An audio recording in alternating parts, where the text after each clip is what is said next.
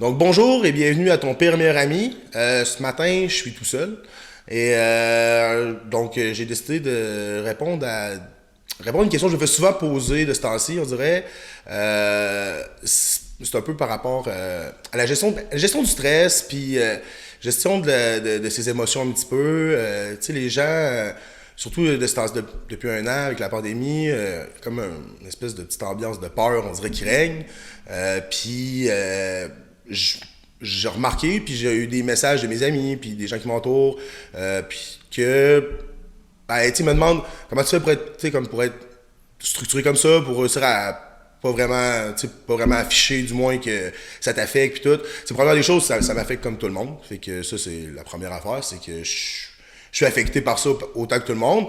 La différence, c'est peut-être dans la façon que j'ai choisi de réagir à tout ça. Si vous me suivez depuis un bout puis que vous avez écouté les derniers podcasts, j'en parle des fois, on le dit beaucoup, c'est la manière que tu as de réagir aux situations qui va faire en sorte que tu vas réussir à passer au travers ou pas.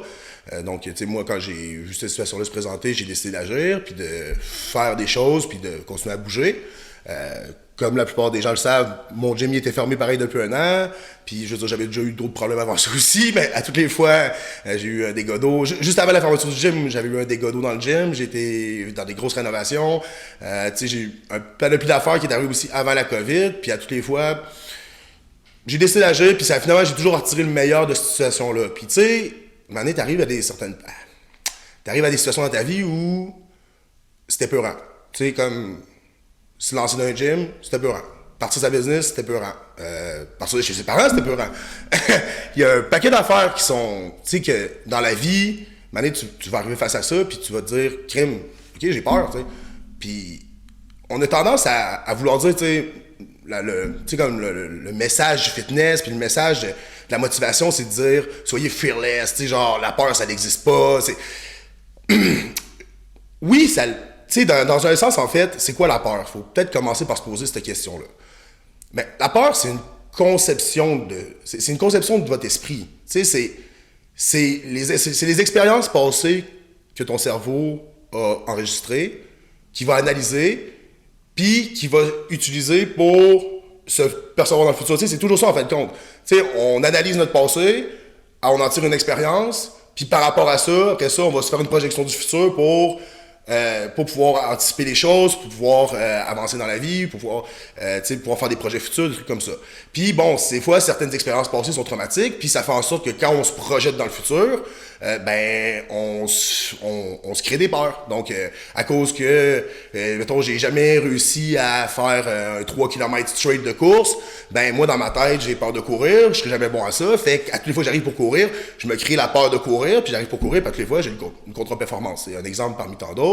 Il peut y en avoir aussi, il y a des gens que c'est la peur de l'échec, fait qu'à toutes les fois qu'ils vont arriver face à un examen, ou face à un test, ou face à quelque chose où ils sont mis sous pression, ils vont avoir peur d'échouer, fait que ça va les bloquer. Fait que oui, la peur, ça n'existe pas, parce que c'est une conception, mais elle est réelle pareil, tu la ressens quand même. Fait que on peut pas la nier. Puis c'est plate, mais pour chacun, ça se présente d'une façon ou d'une autre. Ça se présente jamais de la même façon pour personne. Fait que moi, je vis la peur d'une façon, puis toi, tu vas vivre la peur d'une autre façon, puis ma mère va vivre la peur d'une façon, tu sais, puis selon la situation aussi, je veux dire, c'est clair que si t'as le cancer, d'après moi, la peur de la mort doit être différente de moi, genre, quand je me lève le matin. Ça doit pas être la même sorte de conception, j'imagine. Ta conception de la peur sera pas la même selon la situation à laquelle tu vas être mis face, puis selon aussi tes expériences personnelles. Par contre, encore une fois, comme je disais au début, c'est la façon dont tu vas réagir à ça qui va décider si ta peur va être positive ou va être négative. Parce que comme je le disais, c'est une conception que tu as du passé. Mais une fois que tu en as pris conscience, une fois que tu le sais que c'est ça, là, une fois que tu le sais que c'est pas vraiment réel, une fois que tu le sais que ça vient dans de toi, la drive que tu peux en tirer est réelle, elle. Le overcome de ça, tu sais, c'est... Tu peux utiliser cette drive-là pour t'aider à aller plus loin. Puis, il faut que tu te serves de ça. Ce que je veux dire, c'est que, mettons, tu te retrouves devant une situation qui te fait peur, OK? On va dire une compétition. La peur de l'échec, là, elle peut te figer, mais ça peut être aussi ton meilleur atout. Puis là, j'ai vraiment émotif parce que je sais ce que je veux dire, mais genre, c'est dur à formuler, on dirait comme il faut, sans que ça devienne émotif. Avoue, hein? Ok. Fait que c'est ça, faut que tu t'en serves de ta peur. Faut que ça soit une drive. Faut vraiment que tu. Faut pas que tu laisses ça t'envahir. Fait que quand tu sens que ça arrive, là, quand tu sens que la peur va arriver, faut que tu le vois comme une motivation. Je suis pas capable. Je sais ce que je vais dire, là. Puis comme je trouve tellement ça fort comme parole que j'ai de la misère à dire. C'est quoi, c'est une expérience, c'est un speech? Ouais, c'est que j'en revois comme plein de moments là, quand je. C'est vraiment, vraiment personnel, je trouve, dans ma tête. Genre.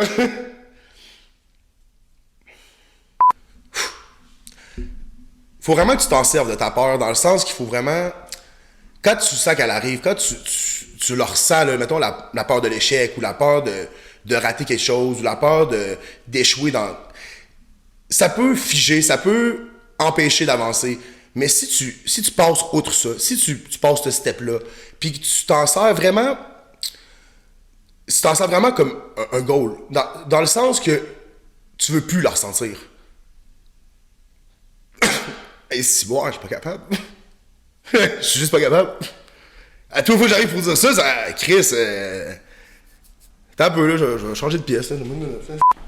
Quand tu sens la peur arriver, quand tu la sens monter, puis que tu la ressens dans toi, faut que tu te dises, puis faut que tu la regardes, faut que tu sois capable de dire, je te laisserai plus me contrôler, je te laisserai plus être le maître de ma destinée. Maintenant, c'est moi le maître de ma destinée, puis maintenant, je décide ce que je vais faire de ma vie. Puis une fois que tu es capable d'utiliser ce drive-là, cette peur-là, puis tu t'en sers comme but pour passer au travers, pour te dire, plus jamais je vais laisser la peur me contrôler. Maintenant, c'est moi qui est en contrôle de ma peur. Maintenant, c'est moi qui décide. À ce moment-là, vous allez être capable d'accomplir des affaires que vous pensez jamais être capable d'accomplir. C'est à ce moment-là que on se rend compte que le potentiel est illimité, puis à ce moment-là qu'on se rend compte que on est capable d'aller beaucoup plus loin que ce qu'on pense qu'on est capable. Le moment qu'on est capable de prendre notre peur, qu'on est capable de la regarder, pas de la tasser, pas de l'ignorer, pas de faire comme si elle n'existait pas, elle est là, elle existe, tu la ressens, elle est réelle pour toi. Mais tu es capable de la regarder, là, puis tu es vraiment capable de te dire, plus jamais je vais te laisser me contrôler, plus jamais tu vas avoir le contrôle sur moi. Maintenant, c'est moi qui est en contrôle. À ce moment-là, là, vous allez vraiment vous sentir libre, puis vous allez être capable de faire des choses que vous pensiez incapables. C'est tout pour aujourd'hui. Je conclurai avec merci de m'avoir écouté. Honnêtement, ça a été un speech quand même dur à faire, puis j'espère que vous l'avez apprécié. J'espère que ça a aidé des gens, puis on se dit à la prochaine. Bonne journée.